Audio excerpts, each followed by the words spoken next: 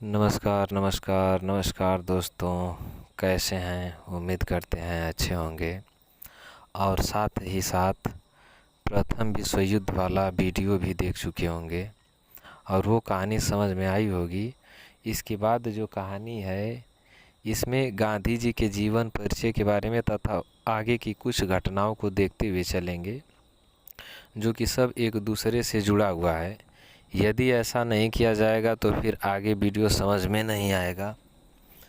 इसके बाद इस कहानी को बताने के बाद आप लोगों को एक बहुत ही इंटरेस्टिंग कहानी बताऊंगा, दो बच्चों की, और बहुत अच्छी कहानी है। सुनकर आप लोगों को अपना बचपन याद आएगा। तो चलिए सबसे पहले शुरू करते हैं। गांधी जी के बारे में जानेंगे तो बहुत से MCQs क्वेश्चंस हमारे बन जाएंगे। तो चलिए शुरू करते हैं। गांधी जी का सबसे पहले जन्म देखेंगे। तो जैसा कि आप लोग जानते हैं, गांधी जी का जन्म 2 अक्टूबर 1869 ईस्वी को पोरबंदर, गुजरात के पोरबंदर नामक स्थान पर हुआ था। और इनका पूरा नाम मोहनदास करमचंद गांधी था नहीं, पूरा नाम मतलब वो नहीं है तो था ही। इनका पूरा नाम मोहनदास करमचंद गांधी है और इन्हें बड़े ही प्यार के साथ, बड़े ही प्रेम से लोग इन्हें भाई कहते थे। इनके पिताजी का नाम करमचंद गांधी था, जो कि राजकोट शहर में दीवान थे, और इनकी माता का नाम पुतलीबाई था। गांधी जी जब 14 साल के थे तभी सन 1883 ईस्वी में इनका विवाह कस्तूरबा गांधी से कर दिया गया। यानी अब सोचिए कि आप लोग 14 क्रॉस कर दिए हैं और आप लोग पढ़ रहे हैं अभी। गांधी जी का 14 साल में क्या हो गया था? शादी विवाह हो गया था। तो आप लोग इतना जल्दी उम्मीद मत करिए, अभी पढ़िए लिखिए। इनके 4 पुत्र थे, जिनका नाम हरिलाल, ये मणिलाल आ गया है, हरिलाल, मणिलाल, रामदास, देवदास, तथा एक दत्तक पुत्र थे। यानी गांधी जी के 5वें पुत्र, जिनका नाम जमुना लाल बजाज था। दत्तक मतलब इनके अपने नहीं, गोद लिए थे, तो 5 पुत्र हो गए। इसके बाद शादी विवाह हो गया, तो 1883 में शादी विवाह हुआ। इसके बाद गांधी जी के 3-4 लड़के हुए, अब इतना जल्दी नहीं। फिर गांधी जी गए 1888 में। कहाँ गए? लंदन गए, जहाँ से अंग्रेज़ आए थे हमारे भारत पर शासन करने। सोच लीजिए, गांधी जी वहीं पर गए थे पढ़ाई करने के लिए। तो 1888 ईस्वी में गांधी जी लंदन गए और हायर एजुकेशन के लिए, यानी उच्च शिक्षा के लिए, तथा वहाँ लगभग 3 साल तक पढ़ाई किए। 1888 में गए और 3 साल पढ़ाई करने के बाद 1891 में गांधी जी बैरिस्टर बनकर के भारत आए। बैरिस्टर का मतलब कि एक वकील के रूप में, एक पढ़े लिखे नौजवान नवयुवक वकील बनकर गांधी जी आए। इसके बाद 1891 में जब आ गए तो गांधी जी सोचे कि चलिए अब अपने भारत आ गए हैं पढ़ लिख कर, इसके बाद अब यहीं पर कुछ वकालत किया जाए। तो गांधी जी वकालत करना शुरू किए मुंबई में, और 1891 से 93 यानी लगभग 2 साल तक गांधी जी मुंबई में तथा राजकोट में वकालत किए, लेकिन काफ़ी इनको सफलता न मिल सकी। तो कोई भी इंसान जब नोवाइस बिगिनर रहता है, यानी नवसिखिया रहता है, तो उतना नहीं। तभी इनके साथ एक घटना होती है जो कि इनके जीवन के पूरे इतिहास को ही बदल कर रख देती है। तो जब 1893 तक गांधी जी को कोई सफलता विशेष नहीं मिली। इसके बाद दक्षिण अफ्रीका के एक व्यापारी थे, भारत के ही थे, उनका कोई कार्य था दक्षिण अफ्रीका में, जिनका नाम था दादा अब्दुल्ला। अब दादा अब्दुल्ला क्या किए? कहानी को देखते रहिए और सुनते रहिए। तो दादा अब्दुल्ला का कोई मैटर फंस गया था दक्षिण अफ्रीका में। जैसे हम लोग का भारत जो है सबसे नीचे समुंदर के किनारे है, उसी प्रकार से दक्षिण अफ्रीका देश जो है वो अफ्रीका महाद्वीप के सबसे नीचे है, तो सबसे दक्षिण में है, तो इसीलिए उसका नाम रख दिया गया दक्षिण अफ्रीका। तो 1893 में इनकी कोई केस या कोई मामला रुक गया था, तो इन्होंने गांधी जी से संपर्क किया और कहे कि देखिए ऐसी ऐसी बात है, हमारा कुछ मैटर है। तो गांधी जी 1893 में वहाँ चल दिए। कहाँ चल दिए? दक्षिण अफ्रीका। अब वहाँ पर इनके साथ कुछ ऐसा घटना हुआ। क्या घटना हुआ? 1893 में गांधी जी गए और दादा अब्दुल्ला का केस जीत गए। इसके बाद जब गांधी जी कुछ ही समय बाद डरबन नाम का एक जगह है, और डरबन चूँकि दक्षिण अफ्रीका की राजधानी जो है वो प्रिटोरिया है, तो डरबन से प्रिटोरिया जा रहे थे। और गांधी जी पढ़े लिखे काफ़ी संपन्न घराना से थे, उनके पास पैसे थे, तो उन्होंने फर्स्ट क्लास का टिकट खरीद लिया था। तो जब गांधी जी डरबन से जा रहे थे प्रिटोरिया की तरफ, ध्यान से सुनिएगा, तो प्रिटोरिया जाते समय जब वो फर्स्ट क्लास के डिब्बे में बैठे हुए थे ट्रेन में, तो उन्हें एक अंग्रेज़ अधिकारी, अब अंग्रेज़ अधिकारी उसको क्या ही कहा जाए, मान लीजिए अंग्रेज़ बैठा हुआ था, इन्हें देख लिया और कहा, अरे यार, Indians and dogs are not allowed in the first class coach. Coach अर्थात भारतीय तथा कुत्तों को फर्स्ट क्लास के कोच में अर्थात फर्स्ट क्लास वाली ट्रेन के डिब्बे में अनुमति नहीं है। ये कहाँ से आ गया? तो ये जा कर के अंग्रेज़ अधिकारियों से शिकायत कर दिया। तो गांधी जी मात्र एक ही स्टेशन, अभी पहला स्टेशन से शुरू किए थे, तब तक ये घटना हो गई। तो इनसे कहा गया कि देखिए आप उतर जाइए, आपके लिए ये सीट नहीं बनी है। तो गांधी जी कहें कि नहीं भाई साहब, हम क्यों उतरें, हमारे पास फर्स्ट क्लास वाला टिकट है, हमारा टिकट देखिए। तो वो सब ज़बरदस्ती करने लगा। और इसके बाद आगे यानी डरबन से अगला स्टेशन जो था उसका नाम था सेंट पीटर मारित्जबर्ग स्टेशन। बहुत अजीब नाम है, पीटर्स मारित्जबर्ग स्टेशन नाम था। और वहीं पर गांधी जी को क्या किया, सब ढकेल दिया ले जाके। गांधी जी को तथा उनके सामान को, उस समय ठंडी का दिन था, और फेंक दिया सब, का हटो, पता नहीं कहाँ से आ जाते हैं सब, भगो यहाँ से। तो गांधी जी को डांट के भगा दिया, चूँकि भाई देखिए शासन प्रशासन से कोई नहीं लड़ सकता। तो गांधी जी कुछ नहीं बोले, गांधी जी कहें कि ठीक है बाबू जाइए। और इसके बाद गांधी जी उस टिकट को लिए और गए कोर्ट। कहें कि अच्छा ये बताइए, यदि कुत्तों को तथा भारतीयों यानी Indians and dogs are not allowed in the first class, then why did you sell me this ticket. अर्थात उन्होंने कहा कि यदि भारतीयों को और कुत्तों को फर्स्ट क्लास में अनुमति नहीं है, तो आपने हमें यह टिकट कैसे बेच दिया। सोच सकते हैं, ये बहुत बड़ी बात है कि आपने हमें यह टिकट क्यों बेचा। सोचिए, इतनी बड़ी बात जब गांधी जी कहें, तो भारतीय बोल रहे हैं, वहाँ दक्षिण अफ्रीका की जो अंग्रेज़ सरकार थी वो गांधी जी से माफ़ी मांगी। उसके साथ ही दक्षिण अफ्रीका का जो रेलवे विभाग था उसको गांधी जी के सामने झुकना पड़ा, कहा कि भाई दम है बंदे में। इसके बाद गांधी जी प्रण लिए, कसम खाए कि मैं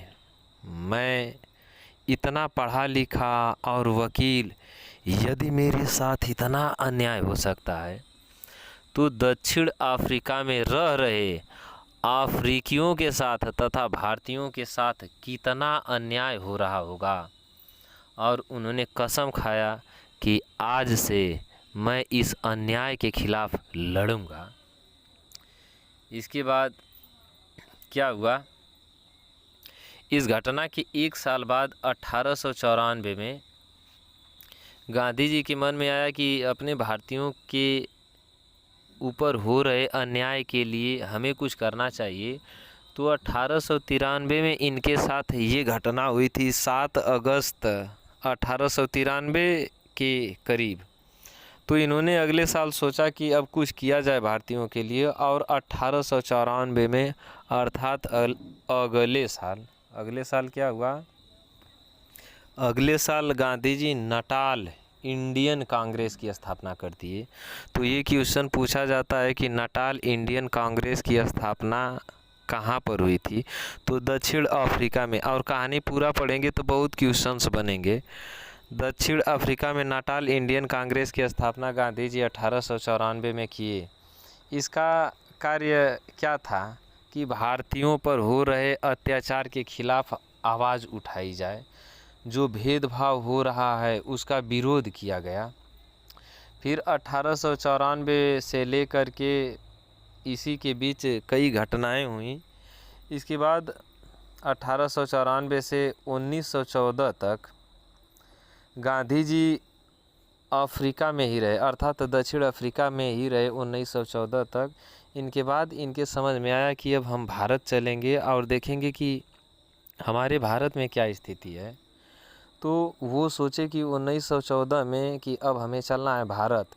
तो 1914 में वो दक्षिण अफ्रीका से फिर इंग्लैंड चले गए, और इसके बाद 9 जनवरी 1915 को गांधी जी, महात्मा गांधी जी जो थे, 1915 को ये भारत लौटे। तो गांधी जी दूसरे देश से 9 जनवरी को भारत आए थे, तो इसलिए उन्हीं की याद में 9 जनवरी को प्रवासी भारतीय दिवस के रूप में मनाया जाता है। तो किसके याद में, तो गांधी जी की याद में। कहाँ से आए थे, तो वो अफ्रीका से नहीं, इंग्लैंड गए थे, अफ्रीका से इंग्लैंड, तो इंग्लैंड से गांधी जी फिर भारत आए थे 9 जनवरी 1915 को। इसके बाद क्या हुआ, 1915 में जब गांधी जी आए तो गुजरात में कोचरब आश्रम की स्थापना किए। गुजरात में यानी जब गांधी जी आए इंग्लैंड से तो कोचरब आश्रम की स्थापना किए। इसके बाद ये अपने गोपाल श्री गोखले को गुरु मानते थे। गांधी जी गोपाल कृष्ण गोखले को अपना राजनीतिक गुरु मानते थे। तो ये जब उनसे मिले तो इनके गुरु अर्थात गोपाल कृष्ण गोखले इन्हें समझाएं कि अभी आपको कुछ नहीं करना है, आप 1 साल तक भारत की गतिविधियों पर, भारत के गांवों में घूम घूम कर भारतीयों के बारे में जानिए, उन पर हो रहे अत्याचार के बारे में पहले सोचिए समझिए। तो इसके बाद 1916 में लखनऊ अधिवेशन हुआ था, तो वहाँ पर गांधी जी गए थे, और 1915 में गांधी जी आए 9 जनवरी, और 1916 पूरा गांधी जी 1-2 साल तक, चूँकि 15 भी घूमे और 16 भी, और 1916 यानी 1-2 साल गांधी जी काफ़ी भारत की स्थिति की जानकारी लिए। इसके बाद 1917 में गांधी जी के बारे में जब गांधी जी 1916 में लखनऊ अधिवेशन में गए थे, कांग्रेस का 1916 में लखनऊ अधिवेशन हुआ था, तो राम कुमार शुक्ला नाम का एक किसानों के नेता थे, वो 1916 में गांधी जी के पास गए थे और कहे थे कि आपको बिहार चलना है, चंपारण में किसानों के साथ बहुत अत्याचार हो रहा है। किसानों से ज़बरदस्ती 3 कठिया आंदोलन एक है, तो ज़बरदस्ती 3 कठिया का मतलब 20 बीसवा या 20 कट्ठा यदि आपको खेत है तो उसमें से 3 कट्ठा पर आप प्रेम से उगाइए, चाहे ज़बरदस्ती उगाइए, 3 कट्ठा पर आपको नील की खेती करना ही है। तो ये ज़बरदस्ती यानी लगभग 15% यानी जो भी आपके पास खेत है उस खेत के 15% भाग पर आपको नील की खेती करनी ही पड़ेगी। या तो आप प्रेम से करिए नहीं तो हम लोग आपसे करवा लेंगे। तो गांधी जी के जब ये बात सुने तो कहें कि ठीक है, अच्छा अभी तो हम इस समय हैं, अभी आना है तो ठीक है, आइएगा, हम मिलेंगे। तो 1917 में गांधी जी जाते हैं चंपारण, जो कि बिहार का एक जगह है। और 1917 में जब गांधी जी चंपारण गए तो वहाँ पर 3 कठिया आंदोलन था। 3 कठिया आंदोलन, जैसा कि अभी हम बताए हैं कि 20 कट्ठा में से 3 कट्ठा पर ज़बरदस्ती आपको नील की खेती करना ही है। और गांधी जी गए और अंग्रेज़ों से बात किए और अंग्रेज़ सब नहीं माने। तो यहीं से गांधी जी सत्याग्रह की शुरुआत किए। और गांधी जी के साथ राजेंद्र प्रसाद बिहार के थे, वो भी थे। इसके बाद अनुग्रह नारायण सिन्हा थे, महादेव देसाई और भी नेता थे गांधी जी के साथ। तो गांधी जी जब अंग्रेज़ों से ये बात रखें कि आप नील की खेती क्यों करवा रहे हैं, क्योंकि नील की खेती करने से जो खेत होता है वो 4-5 साल के लिए, मतलब कि एक लंबे समय के लिए उसमें कुछ होता ही नहीं है, वो खेत बर्बाद हो जाता है। तो जब गांधी जी ये बात रखे तो अंग्रेज़ सब नहीं माने। तो गांधी जी कहे मजदूरों से कि हम लोग सत्याग्रह करेंगे, यानी हड़ताल करेंगे, और इस हड़ताल में किसी भी हिंसा यानी मार पिटाई या तेज़ आवाज़, मतलब झगड़ा से रिलेटेड कुछ भी नहीं होगा। और गांधी जी का ये पहला सत्याग्रह था। सब मजदूर सत्याग्रह किए। इसके बाद अंग्रेज़ों को गांधी जी की बात माननी पड़ी तथा जो 3 कठिया आंदोलन था, यानी जो 3 कट्ठा ज़बरदस्ती खेती करवाया जाता था, तो इसे समाप्त करना पड़ा। और इसके बाद किसानों को इतनी छूट मिल गई कि वे अपने मर्जी से जो फसल चाहते थे वो बो सकते थे, अर्थात उन पर किसी भी फसल को अब बोने के लिए दबाव नहीं था। तो जब गांधी जी ये आंदोलन किए और जीत गए तो रविंद्रनाथ टैगोर जी थे, उन्होंने कहा कि अरे यार, ये तो हमारे बिहार में, यानी इस बिहार की धरती पर कोई महात्मा आ गया है, कोई महात्मा आ गया है। तो उसी दिन से गांधी जी को महात्मा की उपाधि मिल गई। तो महात्मा की उपाधि गांधी जी को कब मिली? चंपारण सत्याग्रह में। देने वाला कौन था? रविंद्रनाथ टैगोर। तो ये रहा गांधी जी का चंपारण सत्याग्रह। इसके बाद अब हम सोच रहे हैं कि नन्हे मुन्ने बच्चों वाली कहानी आप लोग को बता दें, और जो इसके बाद अहमदाबाद मिल मज़दूर और भी जो घटनाएं हैं, तो इसके बाद वहां तक जब पहुंचेंगे तो फिर हमको समझ में आएगा कि प्रथम विश्व युद्ध तथा ये रॉलेट एक्ट और जलियांवाला बाग कैसे रिलेटेड है। तो हम सबसे पहले सोच रहे हैं कि इन बच्चों की कहानी को बता दिया जाए। तो हमारे घर से कुछ ही दूरी पर एक काली माता का मंदिर है। वहीं पर बस गाड़ी आती है और बालकों को बैठा करके स्कूल लेकर जाती है। ध्यान से सुनिएगा, बहुत ज़बरदस्त कहानी है। ऐसा आप लोगों के साथ भी हो सकता है। तो हमारे घर का भी 2 बच्चा बैठा हुआ था, हम भी वहीं पर थे। तो 2 लड़का और आया, छोटा छोटा था, सब क्लास 1st 2nd में पढ़ने वाला रहा होगा। तो वो मंदिर को देख करके मना रहा है कि हे काली माई, हे काली माई, आप हमारी बात सुन लीजिए। जो गाड़ी आ रही है हम लोगों को लेने के लिए, उसका टायरवा उधर फाड़ दीजिए। हे भगवान, उधर टायर वायर फट जाता हमारे गाड़ी का तो कितना अच्छा रहता, हम लोग को स्कूल नहीं जाना पड़ता। एक ठोकर आए बगलिया वाला, अरे यार सही बोल रहे हो, हम भी यही तब से मना रहे हैं कि अगर टायर फट जाएगा या किसी भी कारण से आज स्कूल नहीं जाएंगे तो यार कितना बढ़िया रहेगा। हे काली माता, आपको हम लोग टाफ़ी देंगे। अब बताइए, ये नहीं कह रहा है कि टाफ़ी चढ़ाएंगे, टाफ़ी देंगे, मतलब कि काली माता कोई बच्चा है कि टफिया लेके इन लोगों का खा लेंगी। तो हमें सुनकर बहुत अच्छा लगा। और इतना ही नहीं, हम पूछे कि बालक क्या बात है, क्यों ये सब कर रहा है, तो हमसे बता रहा है सब कि जब हम लोग स्कूल जाते हैं तो स्कूल में बहुत गर्म होता है, पढ़ाई नहीं होती है, टीचर बहुत मारते हैं। तो सुनकर बहुत अच्छा लग रहा था। और एक तो क्या कह रहा था, उधर ड्राइवर जो है हमारा वो बीमार पड़ जाता तो कितना अच्छा रहता, आज हम लोगों की बस नहीं आई होती, हम लोग पढ़ने नहीं गए होते। तो हम उन लोगों को समझाए हैं कि तुम सब ऐसा क्यों कर रहे हो। मान लो यदि तुम्हारे बस का टायर फट जाएगा या तुम्हारे ड्राइवर बीमार हो जाएंगे तो कितने बच्चों की पढ़ाई छूटेगी।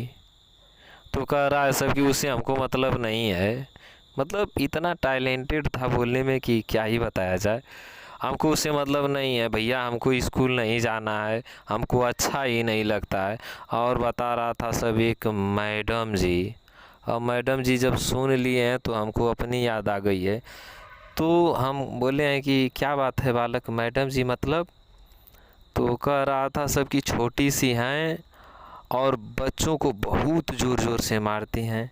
हम लोग सबसे पीछे बैठते हैं, इसके बाद भी बुला बुला कर होमवर्क चेक करके मारती हैं।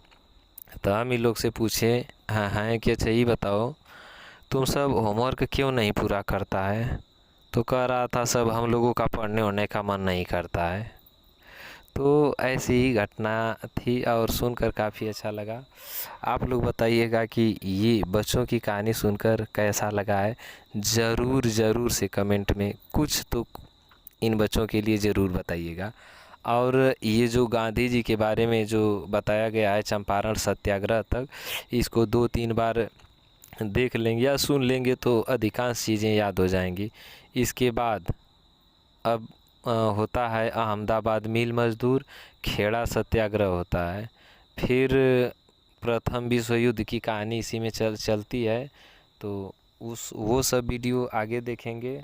और उम्मीद करते हैं कि वीडियो लंबा तो है लेकिन काफ़ी समझ में आएगा जब ध्यान से सुनेंगे। तो लाइक तथा शेयर करिएगा और इसको सब्सक्राइब भी कर लीजिए। आज के लिए इतना ही। मिलेंगे अगले वाले वीडियो में। जय हिंद।